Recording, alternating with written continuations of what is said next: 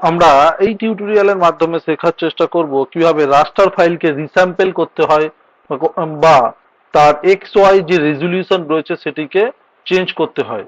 আমরা আগে দেখে নেব আমাদের একটি রাস্টার ফাইল রয়েছে, রাইট ক্লিক করে আমরা প্রপার্টিসে যাব, রাইট, এবং প্রপার্টিসে গিয়ে আমরা এই সোর্সে গেলে দেখতেই পাচ্ছি এটি একটি রাস্টার ফাইল এবং রাস্টার ফাইলের এক্স ওয়াই যে ভ্যালু রয়েছে সেটা 15 and 15, অর্থাৎ রেজুলিউশন 15/15 এর রেজুলিউশন রয়েছে।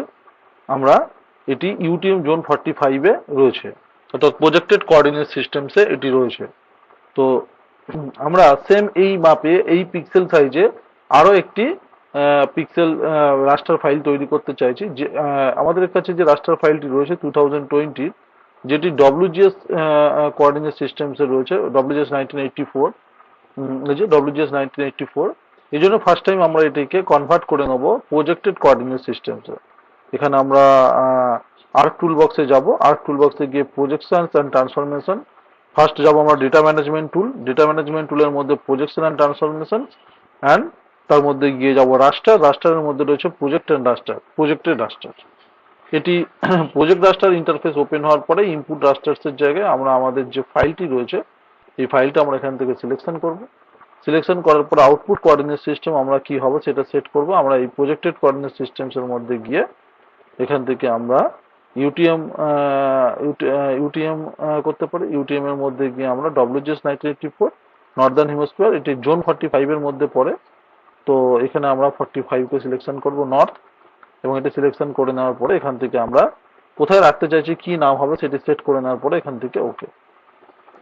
এবং ফাইনালি আমরা দেখতেই পাচ্ছি প্রজেক্টেড রাস্টার কমপ্লিট হয়েছে, অর্থাৎ এই যে রাস্টার ফাইল তার কোঅর্ডিনেট সিস্টেম চেঞ্জ হয়েছে। আমরা ফের রাইট ক্লিক করে প্রপার্টিসে গিয়ে চেক করে দেখব, এই যে সোর্সে গিয়ে দেখব এটি কি আছে, যে এই যে ইউটিএম জোন 45, অর্থাৎ প্রজেক্টেড এবং ইউনিট মিটারে চলে এসেছে।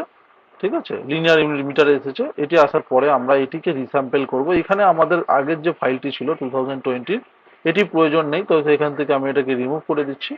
আমাদের এই যে 2020 যে ফাইলটি রয়েছে আমরা সেম এর সঙ্গে 1990 যে ফাইল রয়েছে একবার ওপেন অ্যাট্রিবিউট টেবিলটা আমরা চেক করে দেখবো, সরি ওপেন প্রপার্টিসে গিয়ে একবার সোর্সটা আমরা চেক করে দেখবো। সোর্সে গিয়ে দেখছি এক্স ওয়াই ভ্যালু 15/15 এবং